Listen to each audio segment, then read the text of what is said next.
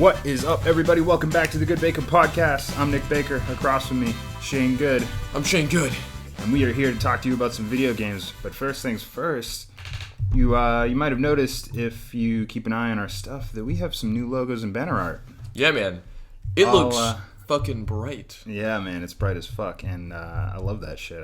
The red color, I wasn't quite sure on it. It was one of the, template plain red colors that is just in the template colors there on Photoshop. And I was like, well, why not? Well, let's give it a shot. And it looks pretty good with our cartoon faces. I think it looks fantastic. Yeah, thank you. Thanks a lot. I worked sort of hard on them. Sort of hard. I put some time in, but I'm also going to be tweaking them over time to make them better and obviously keep improving them over time. So keep an eye on those and keep an eye on our channel for more updates. For sure, dude. But for now, what have we been playing, man? So, I've been playing a lot of Minecraft. Nice. There's two pieces that goes to it. So, I'm playing a ton of Minecraft. The reason why I've been playing a ton of Minecraft is because my buddy, who I play a ton of games with, Black Plague and FinnCap, who, Finn started a server, and we all, it's a server that he streams on, so, he streams the whole server and stuff like that. Mm-hmm. And we all started playing it. We started playing it in Titan mode, and it's basically there's normal, expert, and Titan, and we're playing it now, getting ready for Kappa mode. And Kappa mode is normal Minecraft. You would when you mine a piece of wood, it's gives you 4 planks. Kappa mode is you mine a piece of wood and you most likely will get a plank. So you don't always get wood from cutting down trees? So that's just a reference of how hard all of the recipes are. So everything in the game is re-recipeed for if it was only supposed to take 1 ingot before, or it took 5 ingots, now it's going to take 5 blocks. Oh, wow. Or 5 condensed blocks, which is 9 blocks of 9 ores. So so all the recipes are crazy difficult and take forever to get. Which when you're playing with Minecraft with a bunch of people that have played a ton of Minecraft and we all know a ton of the mods and stuff like that, it becomes a little bit more fun, a little bit more of a challenge. Right, kind of injects a bit more life back into Minecraft for those of you that have been just stampeding that game since its launch. Pretty much. But in doing that, my buddy Fid, who is going to start a podcast, I told you this a little bit. Yeah, that sounds sick. Yeah, he's going to start a gaming podcast as well with, I forget who it's with, but at some point he wants to try and do stuff with us, which would be kind of fun. Yeah. But he also he tagged us in his stream. So now whenever you go to fincap.twitch.com or something like that. .tv, right? It's twitch.tv. Well, we'll get you all the details. We'll throw it in the description of the video. So whenever you go to his channel and do !EZAGO, EZAGO2, our podcast comes up, which is pretty cool. Yeah, it's pretty awesome. It's always nice to have people out there that are willing to collab, and it's exciting to get that stuff rolling, even with how small we are now. Yeah, man. That's what it's all about. Yeah, man. Gotta help the little guy. We gotta work together. Exactly. Gotta get big together. Well, what have you been playing, huh? What have you been playing? So sadly, I've been weebing out this week. I played a little bit of Dragon Ball Z Kakarot. I'm still kind of in the throes of the Android saga. Mm-hmm. Didn't get much further than that, but what I have been really diving into is the Kingdom Hearts DLC that came out. Yeah. I was working on the first part of it, was kind of disappointed, and now that I'm working on the Limit Cut episode, which you kind of need to be max level for, I grinded a bunch to get to max level, and there's a few exploits you can use that it didn't take me too long at all, maybe an hour or and a half or so to get all the way from mid 60s to 99.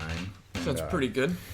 So I did all the stuff you needed to do to get the Ultima weapon so that I was suited up enough to actually take on some of these endgame bosses, and man, are they fucking frustrating. They are so tough. Really? Unbelievably tough, yeah.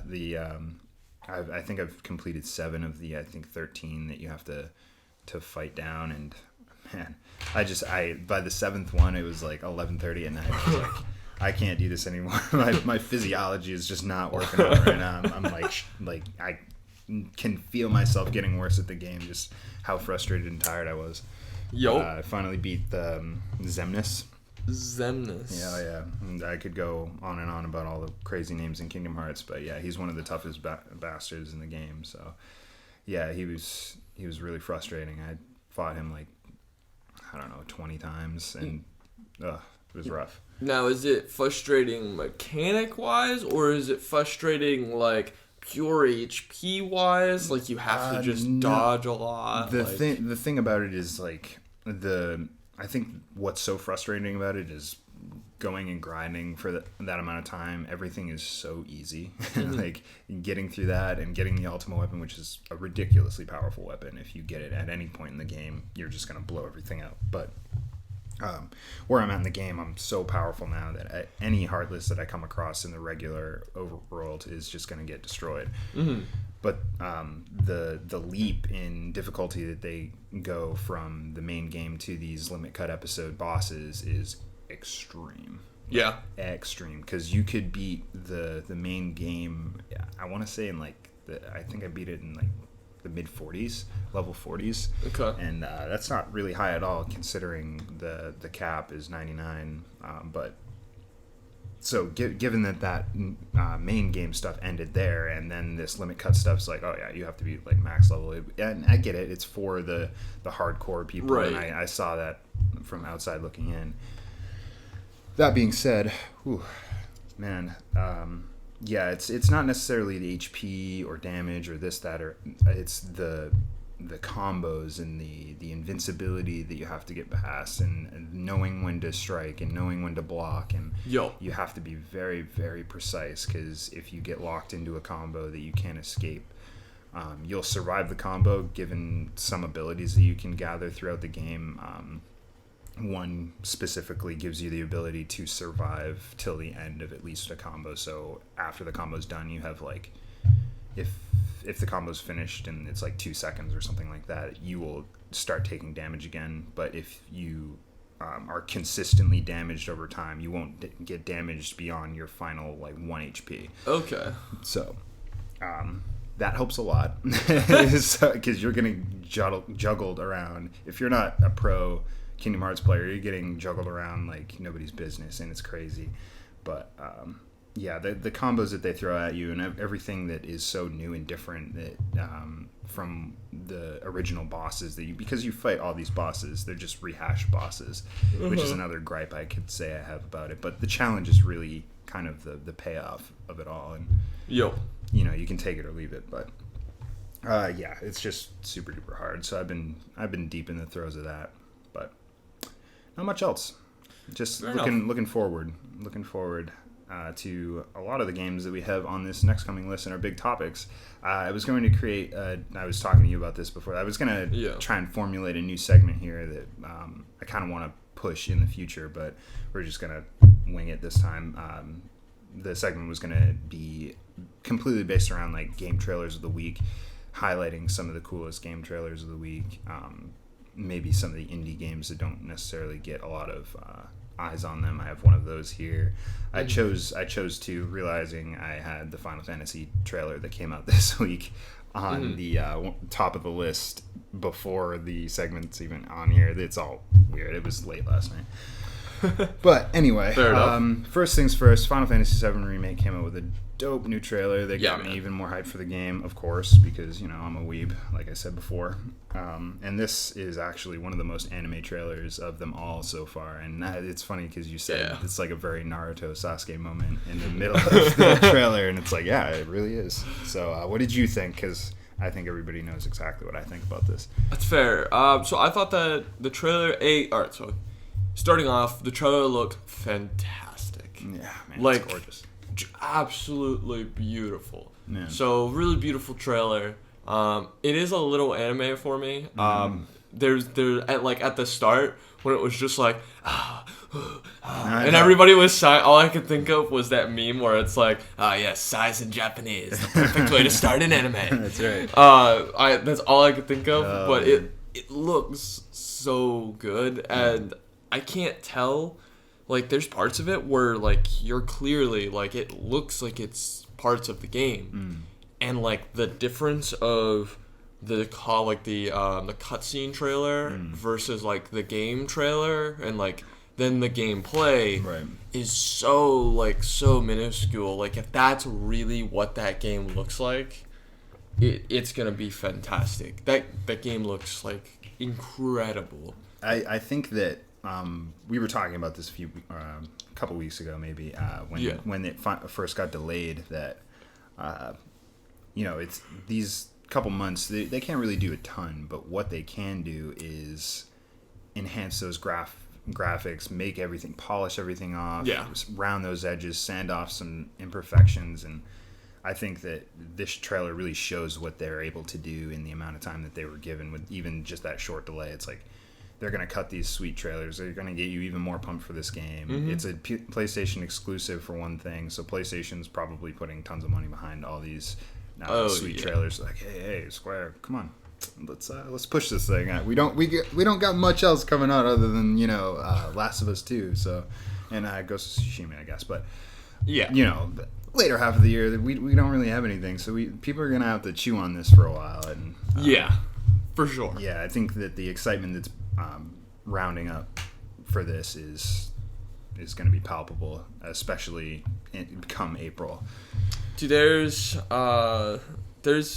definitely going to be a lot to chew on for this game. That trailer makes me almost just be like, damn, maybe I will buy that game. Yeah, and you're tight fist over here, so that's saying something. But it's true. A lot of the cool things in this trailer are just like kind of behind the scenes things, some things that if you played the first game you would see and like instantly recognize, and like, oh man, I can't believe that they did this in the game. They showed the infamous cross-dressing scene that they've kind of doctored up a little bit, changed a few things. It's not like a brothel-like place anymore. It's more of a nightclub and like a crooner stage.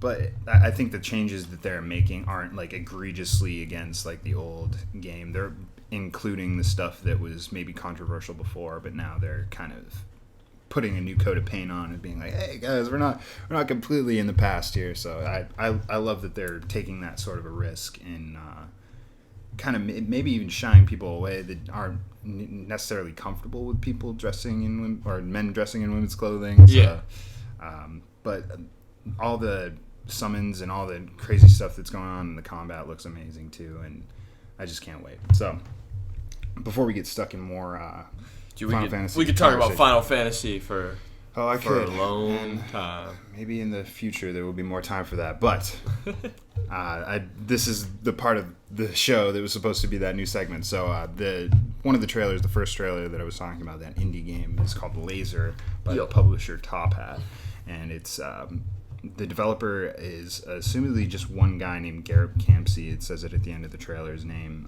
I don't know if he's created any other games. I didn't look too deep into it. I just watched this trailer and was instantly like, well, I gotta say something at least about this. So the game is a cool new take on a platformer that they've called a cloth former. Okay. Most notably, probably because it has these crazy climbing physics, the nets and bridges and like ladders, they sway, and like they have so many different points of contact. It's really interesting, and it gives you kind of sort of like old Pitfall vibes and like Mario, gives me like Samus too. Yeah, Metroid too. It makes a lot of sense because the game's aesthetic is based off of like a cyberpunk future with I think it's like a cyborg female lead character. It doesn't really read well on the screen because you're kind of just this like little pink thing, but there's some cutscenes in there that show you larger art. I just thought it was a really cool looking game, and the graphics alone are just like super eye popping, or I guess not eye-popping, Jesus, that'd be awful, but eye-grabbing. Yeah, they're definitely very like retrospectively not much better. they're very upfront. Like it's very colorful, and all the colors kind of move, and there's a lot of flow to the game. It looks like it doesn't look like it would be insanely difficult as long as the controls are intuitive. I don't think that it would be insanely difficult. Right. I could imagine that like there could be like different modes to kind of make the game a little more difficult. Like there was on the bottoms of those nets, there's those pieces that like explode, and then the net starts to catch fire, and like and that's a really cool effect I loved. Yeah, when another part of the trailer, you're climbing up this wider net, and these guys are shooting at the net, and when their lasers hit the net almost burns in a way, and then the net descends, and it's all connected and really, really cool. I'm interested to see what speedrunners do with this game, because I think that this is a perfect speedrunner game. But if you do want to check this game out, the new trailer is out. IGN had it up on their website. I'm sure you type in LAZR, all capital letters, and the publisher, again, is Top Hat. So take a look at that game. It's going to be awesome. The next one is, of course, a little bit more popular here. Apex Legends Season 4 cinematic trailer came out. Apex Legends? Yeah, I know. Never heard of that. Little indie, Yeah. came out. Small indie company. Blew Fortnite out of the water for like a month.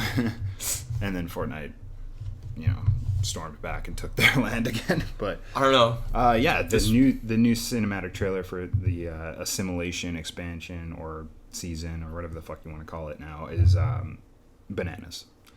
That trailer looks fucking awesome, dude. It's like a movie, man. I would watch that movie for sure. 100%. I want to know the story of what this thing is. And that's what makes me so disappointed sometimes is with Apex. It's like, man, some of these characters are really fucking cool looking, and I wish there were more like story focused beats that we could get, like just maybe even just a single player like side game, like $30 thing, like 4 hour, where you kind of drop in and it could be the same maps and aesthetic from the game and just have mission structure or whatever. But I'd really love to see more story focus points for these characters. I love the trailers that they come out. They're very Overwatch-esque, where they have like really deep roots that you want to pull on. You want to find more out about these characters, and especially this new guy, this red like skeletal cyborg guy that at the beginning of this trailer seems to be human, but then throughout the trailer you find out it's not. Maybe it's a transformation. Maybe he died and he's put back into this cyborg body. Like I'm not even sure what's going on here, but it's awesome. And it's weird too, because at the very end, when he pulls that piece of glass out, it's almost like he doesn't know he's this until it's distorted, or he gets hurt and like there's a distortion of him, and then he remembers like what he is. Yeah, it's weird. The one thing that I did notice is when he got killed in the middle of it, where he got popped in the brain, and he turns into smoke and he just reforms. I wonder if that's going to be one of his abilities, if he can be taken down, and when he's taken down he has a certain amount of time to like keep firing or keep doing damage around him, or if he can go down and then come back with like a little bit of health left or something, like a resurrection ability. That'd be really fucking OP. That would be super OP. But I mean, maybe it's even like a last stand, like in Borderlands. Like, you're down, and as long as you're not the last person down in your squad or something like that, like you have like a pistol that you could use or something like that, or you have like a melee or something. Like you're down, but you have something where if you get a kill, like you can get back up with like a minuscule amount of health, and then you could possibly fight on. Yeah, that would be really awesome. Oh shit, what was I gonna say? Yeah, I'm sure the Apex Legends community out there's got this all unlocked. They figured out all his abilities and whatever. I didn't take the time to really check it out. I just saw the trailer and was like this immediately needs to make the show because all the other Apex trailers have been pretty good, but this one was in such a different feel. It was like a fucking Christopher Nolan style trailer where it's just so dark. This guy's like an assassin. He sees this guy, 10 billion or whatever, comes up on the screen. He's like, "You're fucking right. I'm gonna kill this guy. I don't care who he is." He just goes out and man, it really raises a lot of questions, which a lot of battle royale games don't really do, and for all intents and purposes, I don't really know if there is a story to Fortnite. I'm sure that there's some underlying. Yes, there actually was a story first. Well, the original Save the World mode. Yep.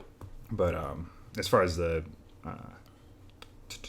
like the actual VR side of it? Yeah, I don't know if that has a real story to it other than like the events and stuff that happen in there. But if they start to go that way with Apex, I would be totally on board. And I love that game's gunplay and sliding and all that. The mechanics of it all feel really great. So if they can kind of paste it all together with some really good story, I'm on board. Yeah, for sure. And so, with that said, the last thing I wanted to mention is one of the bigger deals this week out of EA. The CFO there, Blake Jorgensen, was quoted in an investor call by IGN saying the power of the new consoles is going to be substantially greater than existing consoles, said CFO Blake Jorgensen during the call. Quote, we can do a lot more with PS5 and Xbox Series X. Things we're doing will blow people's minds. And I also said here, I wrote down, it should be taken with a grain of salt. It's an investor call. So when they do these calls, they're obviously trying to impress the investors. But it's like a sale. Also, they know a lot of publications are listening in on these things too. And all these things should be taken with a grain of salt, but publications tend to be like, let's take this and run with it. You know what I mean? So I wanted to be one of those publications that takes it and runs with it. What does this mean, man? EA has always been the one of the companies that, good or bad, they've always pushed visual fidelity in a lot of their games. Battlefield being one of the first examples that I can think of. For the PS4 launch, Battlefield 4 was gorgeous. One of the best looking games on that system by far. I'm sure it was just as equally as great on Xbox. I didn't have one of those at launch, so I don't quite know. But all right, you ready? Yeah, I'm ready. What do you got? You got your seatbelt on? You got You better buckle up because this is gonna be fucking wild. If these dining room tables had seatbelts. All right. So here's what I think. It's completely left field. I've never seen anything on it. You said this, and my brain started just running when we were talking. That's what I want. That's what I bring this stuff here for. So EA is gonna make, and now mark this. Mark my words. All right. EA is going to make a Need for Speed open world like GTA, not like the Need for Speed open world game back in 2000, I think it was 15 or 16. Whenever they were good, right? Yeah, but actually an open world where you get out of your vehicle, which Need for Speed has never done, and you are able to go into different shops and different street race. They did have the one, I forget which, it was Payback or something like that, where there were sections where you got out of your car, I think, but it wasn't anything to the effect of GTA. It was more like segments, missions,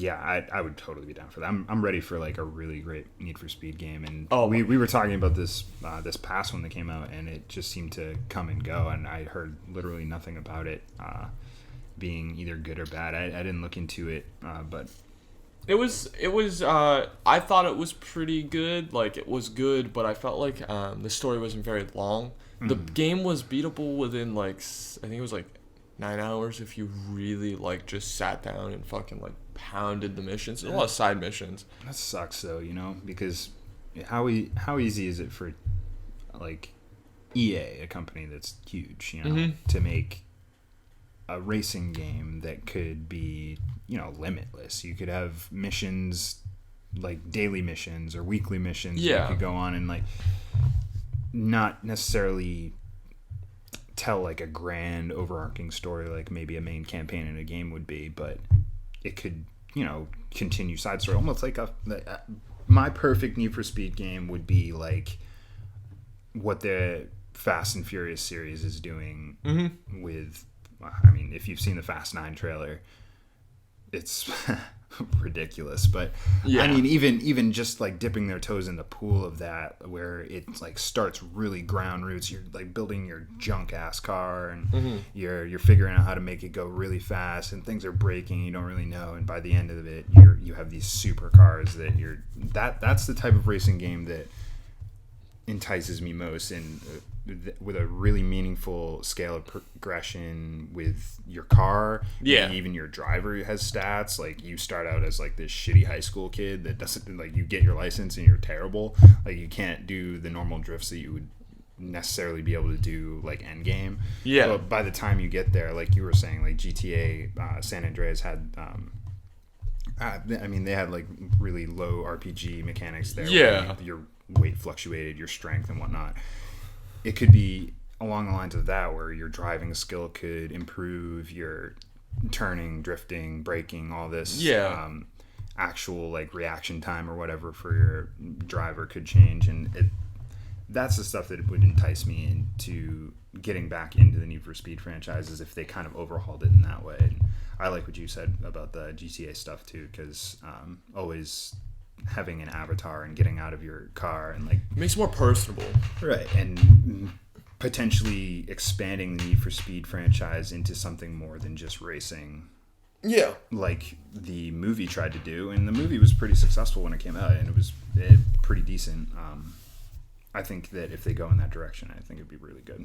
But, not to mention, like, there's an endless amount of possibilities if they decide to go in that direction of like, okay, now you've entered into like this kind of like space where it's like kind of GTA, but the games are always about how much customization for your car can we throw in. Right. So like shops being able to create like being able to create your own physical shop in the world that other people can access to go and possibly modify their car at.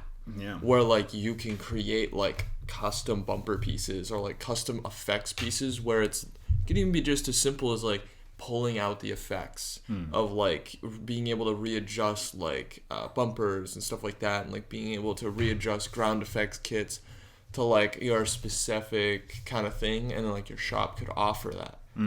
Like that could be really cool. I think it's really an enticing thought to put out to Twitch streamers to if they had their own shop, say like that, and people wanted, they were really, really good at customizing cars and whatnot. And people could take their cars to them, like you said, and they'd be just Twitch streaming them, customizing their car, and everybody's like watching, like, oh man, that's really cool. Or they could vote on like, oh, you should make it this color, that color.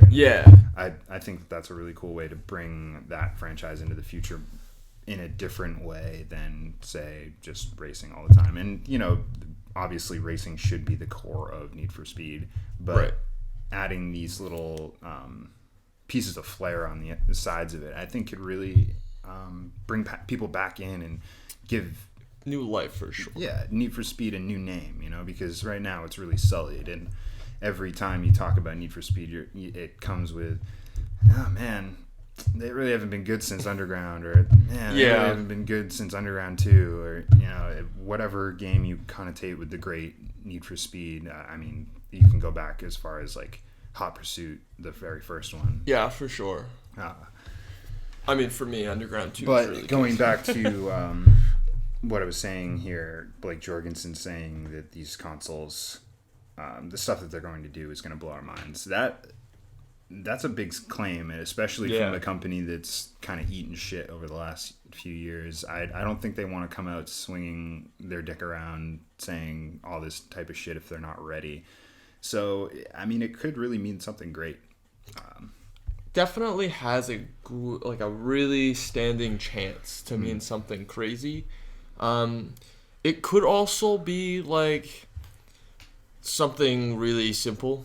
It could be like something crazy, like, simple, man, but like, look at these haptic controls we put in Need for Speed, now you can feel like the pebbles underneath your wheels when the rumble's like exactly like driving a car. It's like, that's cool, but man, it's not blowing my fucking mind, man. It also could mean EA comes out with the next Battlefield game because they took a year off, and it's absolutely fucking insane, and it's like 512 people total, like 256 versus 256. Could you imagine that? A full-scale war? God, that would be... Well, I'd be getting sniped from every angle. Yeah, imagine the map size. It'd have to be giant. Yeah, it'd have to be ridiculous. Yeah. And then you'd actually have different fronts. Like, yeah, you would have to really, It would be close to like what PlanetSide is, where it's like, like you have a general map, like it's just a straight up map that you would generally play on, the same kind of map, and then like the map itself has different parts of the map that people kind of have like focal fights on, like this part of the map might have a massive hill that will give you an advantage on the point afterwards. So like that hill is very specifically fought over. Right. Like that would be really crazy. And games like PlanetSide have done it. So like it's not something that hasn't been done, but never on console. That's the kicker there. As I think that in order to keep a player base around, I think that they need to reassess the soul of Battlefield, because Battlefield 5 was really, really good, is really, really good. I continue to play it and enjoy it, and Firestorm, it was great. I love the mode. There were a few things that just never really got fixed and never got the attention that they needed, like the looting system, still garbage. Yep. You go in there and shit just explodes all over the ground. And granted, all right, you can quickly grab things that you recognize after playing the game for hours and hours and hours, but somebody just jumping into that game, and it's like fountain of loot just pours out of this guy, and you don't really know what to do, and there's another guy coming over a hill, and you're out of ammo, but you don't know which ammo to pick up. You're fucked. You're done. So I think that everybody should have an equal opportunity to understand loot from the very beginning of the game, and that's one of the crucial problems that mode had for me. But to bring it back to Battlefield 6, which is already confirmed to be a launch game for the new consoles. Yep. If they bring just new soul to it by making it modern, I think is a big deal. I think people want to go back to modern a lot. One of my ideas, it might have been hashed out already, but I love the idea of doing like a Cold War spy game. Yep. For the next one, just sheerly for the campaign that they could do with it. I would love like a 007 style Battlefield campaign. It's like my dream campaign for them. 007, where everything is actually fucking destructible. Yeah, and like my perfect Battlefield game, and like quote me on this later on if it comes out and it's trash, but is like almost like a GoldenEye remake where you have all these crazy gadgets like laser watches and trip mines and all these stupid dumb gadgets that you can, like grappling hooks, all this stuff. Maybe not grappling hooks, let's not go that far, but it would make multiplayer so intense and fun. I think if you had not just your plain old like grenade launcher or shotgun under barrel, giving it a little bit of sustain your disbelief ness, I guess. It would definitely be really cool. Like could you imagine, like, instead of 100 soldiers running around trying to kill each other, it would be 100 dudes in black or white suits, like the Spy Wars, and it's like in like New York City, or like it's in like Tokyo, or like actual like filled streets, and like maybe it's evacuated or whatever, but there's like still cars with the doors open and you're running inside of buildings. That's another thing that can really add, is like the scale of everything, like skyscrapers that you could go in every level, and like you could really, like, you hear somebody above you and below you, you're like, oh man, which one do I, exactly like Fortnite in Tilted Towers, when you're in that big Yup. main tower, you're like, oh fuck, there's like guys everywhere around here. I love that intensity. I love that feeling of stress, and Battlefield has that, but I think that they could really crank it up with a revamped Firestorm mode with a spy theme in a bunch of skyscrapers. Give me it. Give me a DA. It'd be pretty fucking That cool. would blow my mind, damn it. But yeah, that's everything we have today. But anything else you want to add before we get out of here? No, I mean, I would say like the video, like our Facebook page, subscribe, and go check out my buddy Finn.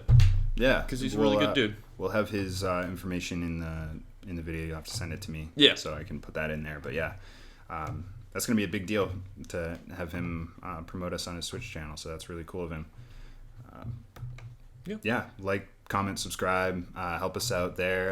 The videos obviously are going to be getting better. We don't really have video at this point, so I don't... Can only get better then. Holy shit! I know, right? So we're doing pretty good there. But yeah, there's not much to love there at this point, but a subscription would really help the old heart. True. So give all you can, and we'll try and give back. We love you guys. We'll see you next week. Peace.